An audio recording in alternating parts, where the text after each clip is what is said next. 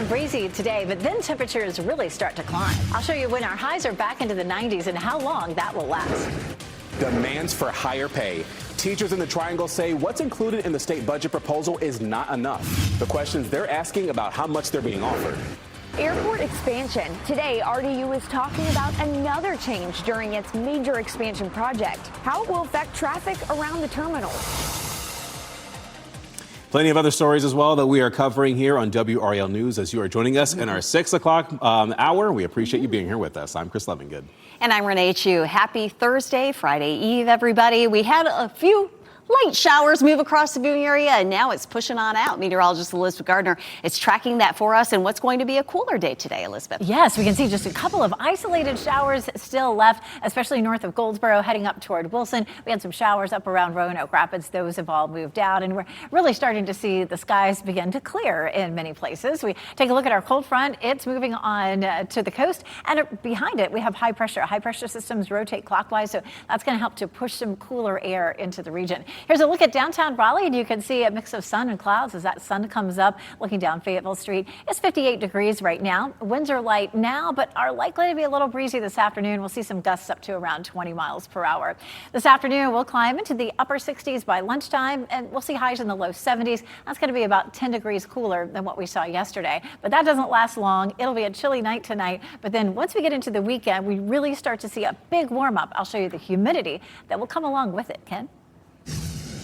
Elizabeth, happening now in the WRAL Traffic Center. We're following some breaking news out of Orange County this morning. A crash right now shutting down 2 of 4 lanes. This is just west of Hillsborough on I-40, I-85 in the northbound lanes. If you have somebody navigating that section of I-85, I-40 this morning, you might want to tell them to take a Mebane exit, get over to Highway 70 as an alternate route, and avoid what's happening there on I-40, I-85 in those northbound lanes. I'll keep an eye on it and see if we can get any eyes on that and let you know how much it's going to continue to affect your morning commute. But as far as routes heading into the Raleigh-Wake County area, all those major routes are delay-free, short of a 1-minute delay if you're coming in from Wake Forest at this hour.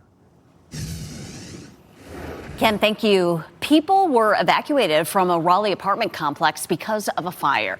The WRAL Breaking News Tracker was there at the Champion Court Apartments. This was near Avent Ferry Road around 1 this morning. Fire crews say the fire was outside of the building, but they couldn't tell us exactly what caught on fire. Nobody was hurt. Today, teachers across the state are demanding lawmakers give them better pay. The state legislature is moving forward with plans for a new budget that includes raises for teachers and other state employees. But some say that pay bump, it still won't be enough. Let's bring in WRAL's Kelsey Coffey for more on this story in Durham. Kelsey, tonight, Durham public school employees, they are calling for livable wages for all staff. Yes, Chris, we've seen movements like this all across North Carolina.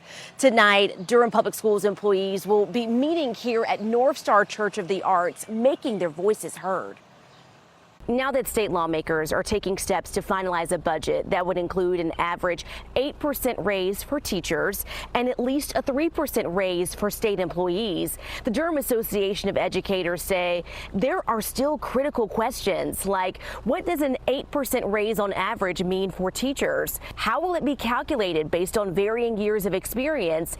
And how does the 3% raise affect pay for classified staff, such as bus drivers and cafeteria workers? That 3% raise is below the current inflation rate, 3.8%. The president of the DAE, Micah Tweetmeyer, says keeping members informed about the status of pay raises is a top priority. We are in constant contact with leaders from the unions across the state. People's lives are depending on a budget being passed. The DAE is pushing to raise the district's minimum wage from about $17 an hour to just over $19 an hour with the help of county funding. A town hall is scheduled for tonight at 6. Conversations like this are happening across the Triangle. Tonight, leaders in Orange County will be discussing their county budget and how that plays a role in funding for their school system. Kelsey Coffey, WRAL News, live in Durham. I'm Laura Levine here in the WRAL Live Center this morning. We are now getting a live look inside that historic visit between President Trump and Chinese President Xi Jinping. Right now, you're taking a live look at the Chinese state banquet that's actually being held in honor of President Trump. You can see here in attendance key members of Trump's cabinet sitting at this table, including Secretary of State Marco Rubio, Defense Secretary Pete Hegseth, and Treasury Secretary Scott Bessent, all in attendance. Now, inside the hall here, the affair really bringing President Trump back to the Great Hall of the People, where he opened his first full day in Beijing in those closed doors talks that we've been covering.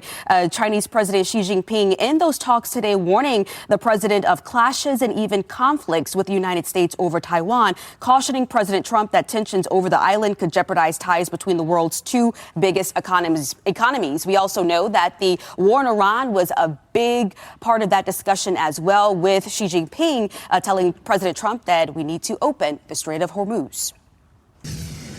Laura, thanks for that update. And the Trump administration is reiterating its goal that Iran cannot have nuclear weapons. This comes as new reports are shedding light on Iran's missile capabilities.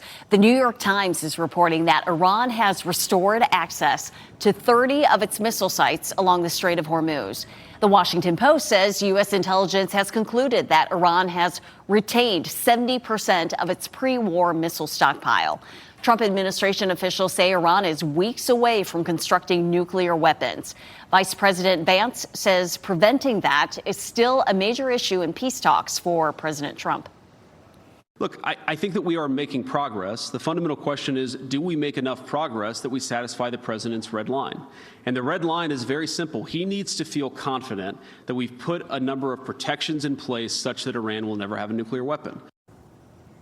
Several Trump administration officials have cited Iran's enriched uranium stores as part of the reason for the war. President Trump wants Iran to surrender that supply to end the war. A Wake County school employee is due in court today because he was charged with child sex crimes. Stephen Coles is facing several charges, including 2 counts of statutory sex offense of a child by an adult. Investigators say this case dates back to 2005. He's currently an employee at Broughton Magnet High School, and the principal of that school released a statement about this. They say the charges are not, quote, related to incidents that occurred on our campus or with our current students, end quote. She went on to say that Coles is suspended with pay. Crews will likely take days to clean up more than 1 million gallons of sewage spilled near RDU. 1.1 million gallons were released. The spill happened Tuesday near the Briar Creek area during construction tied to RDU's runway expansion project. Most of that spill was initially contained on site. RDU has many construction projects underway right now. It is all part of a $2.5 billion expansion as we look live at the airport. Today, airport leaders are discussing another change. WRAL's Ali Calabar joins us live from RDU. And Ali, the plan is to relocate some streets. Renee, within the next 6 months, this stretch of Lumley Road behind me is going to look a lot different. RDU says they are moving the road here because of the runway expansion. Now, take a look at this video. It shows RDU crews working on a new 10,000-foot runway. The project is set to cost $1.1 billion and wrap up in 2032. To meet the FAA's guidelines, they have to relocate roads on the north side of the airport, and so this graphic gives you an idea of that project. It's going to be a stretch of Lumley Road, Mount Herman Road, and Commerce Boulevard. They're going to be moved farther north along with utilities. RDU tells me construction will begin this year and is expected to last 2 years. Now, the RDU Airport Authority will be discussing a $50 million construction contract, and they're going to be discussing that today during a work session. Reporting live at RDU, Ali Calabar, WRAL News. We have covered RDU's expansion extensively. In January this year, we told you about the closure of the Economy 4 lot. RDU is working on expanding Economy 3 by 700,000 spaces. The Terminal 2 project also started this year. They are expanding ticketing and international arrival areas. The projects are set to wrap up in 2032. UNC trustees have selected a designer for the Carolina North development. That 230-acre site will be home to student and workforce housing, academic buildings, a hotel, and retail. It's also one of the sites shortlisted for a new basketball arena, but those plans are on hold, at least for now. The design portion of this process could take about 12, maybe to 14 months. And UNC's website says the groundbreaking could happen next summer. 2 people are charged with child abuse after a child was shot in the hand. This happened in Cumberland County. The sheriff's office says detectives responded to Cape Fear Valley Medical Center on Tuesday, where the child was taken. Court documents identify the child as 12 years old.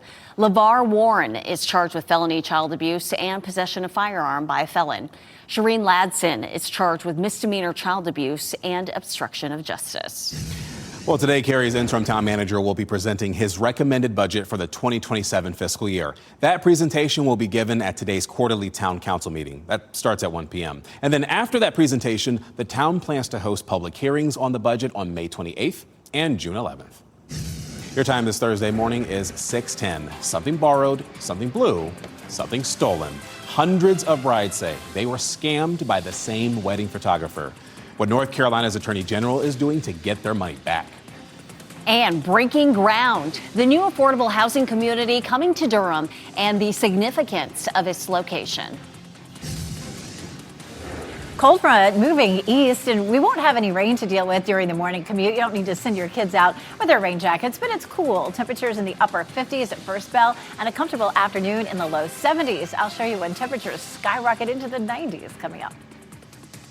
As you get into your car, tune to WRAL News Plus on your radio in Raleigh on 99.3 FM, in Durham 96.5 FM, and everywhere on 101.5 HD3.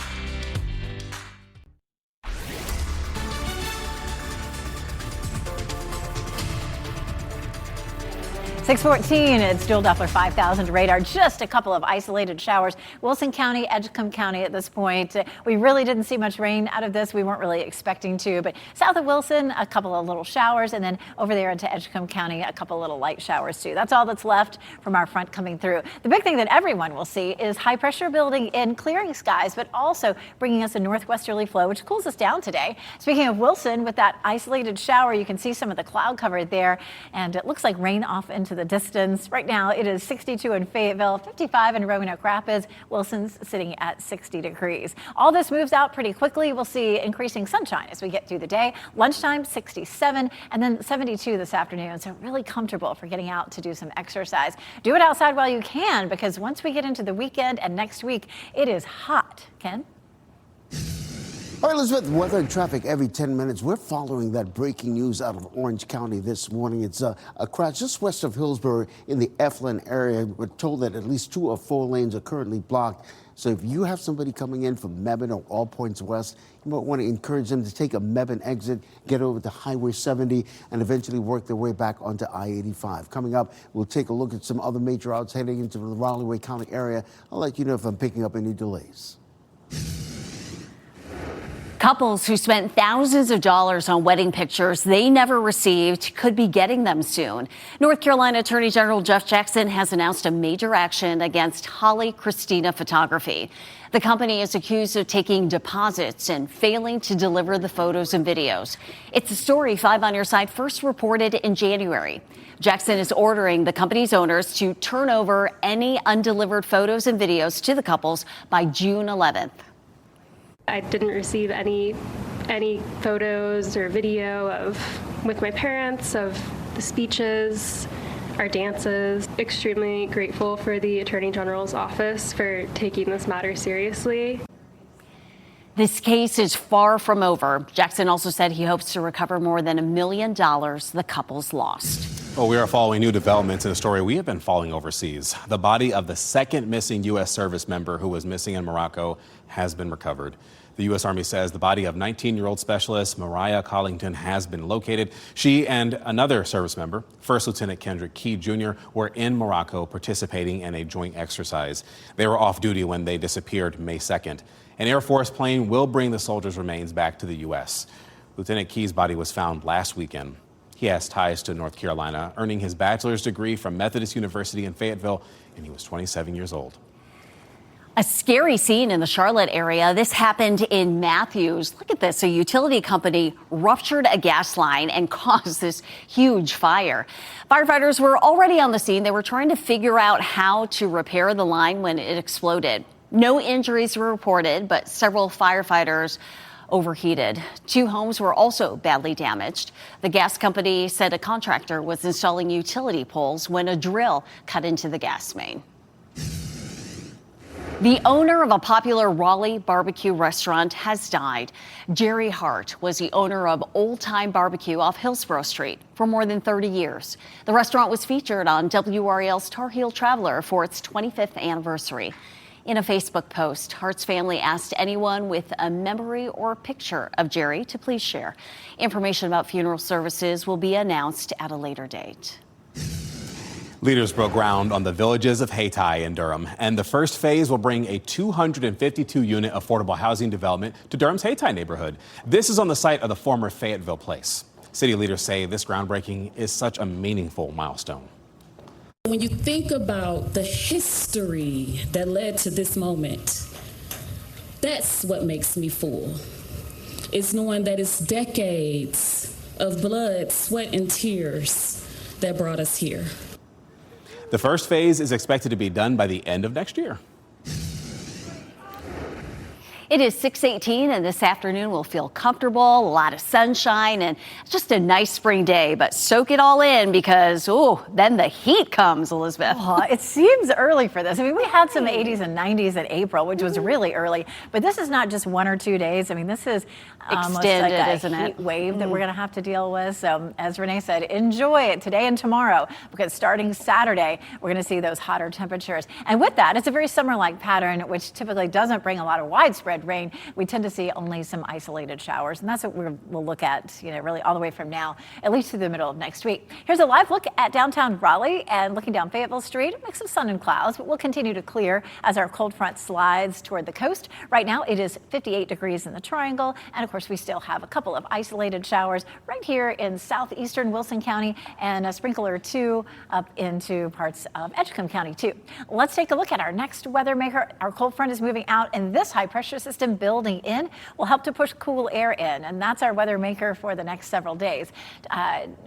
In terms of gusts, we'll see gusts up to around 15 to 20 miles per hour this afternoon, so a little bit on the breezy side. By Saturday, this high pressure system is close enough to us that it starts to push in some hotter air, and so we really start to warm up as that high is in place to keep the hot air coming. And it's not just the hot air, but it's going to be pulling in some moisture too, so it's going to be rather humid. We're going to take a look at the Muggy meter coming up in just a few minutes, but look at those temperatures.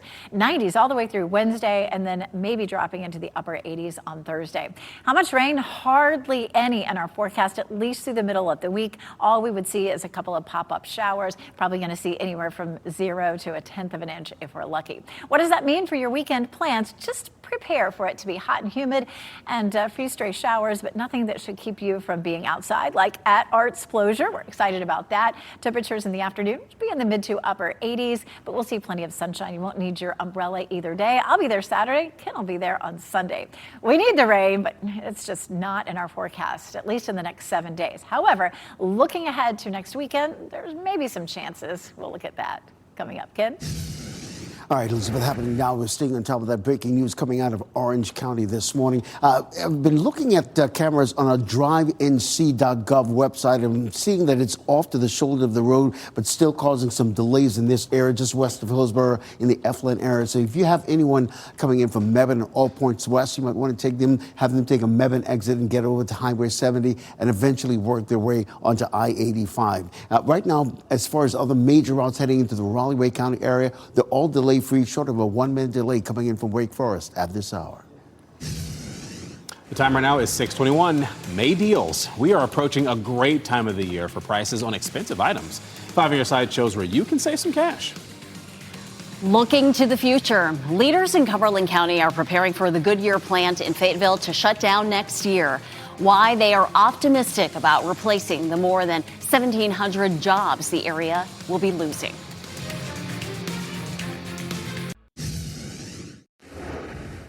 Leaders in Fayetteville are optimistic after the closing of one of its largest employers. Goodyear announced this week that its Fayetteville plant will close, putting 1,700 people out of work. The president of the Fayetteville Cumberland County Economic Development Corporation says that makes 2,300 jobs lost to industrial closures in 5 years, and that the city is dedicated to finding those people new jobs. We are already and have been working with a number of companies considering our region. They look for sites, they look for a business-friendly environment, and they look for talent. And honestly, these employees, knowing that they're going to be seeking new opportunities, is already drawing a significant amount of interest from companies considering North Carolina.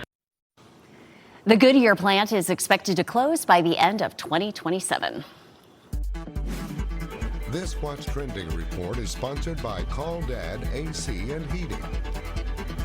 New music from Shania Twain, and Bridgerton fans won't have to wait long for season 5. And to talk about those stories this morning, we have Ken Smith here on What's Trending. Yeah, so let's start with Shania Twain. Listen, she is back, the country music superstar, announcing her 7th studio album. It's called Little Miss Twain, and it drops July 24th. The lead single for the album, Dirty Rosie, is out now. Well, it turns out ahead of the album's release, Twain will be joining Harry Styles for a 12-night sold-out run at London's Wembley Stadium. And that starts on June 12th. Pretty big.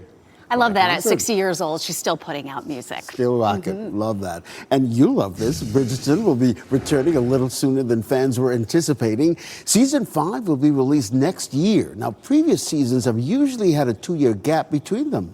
Yeah, so there are 8 Bridgerton siblings. Each season focuses on one of the siblings. So this new season will focus on Francesca and the relationship with her late husband's cousin, Michaela Sterling. A lot of people look forward to this new season. Yay. Ken, thank you. Rallying for higher pay. Triangle educators are calling for more support from state leaders. Why they say a new raise proposal is not enough. Plus, new trial. The latest twist in the double murder case involving Alec Murdaugh. Why the South Carolina Supreme Court is saying the case needs to go back to court.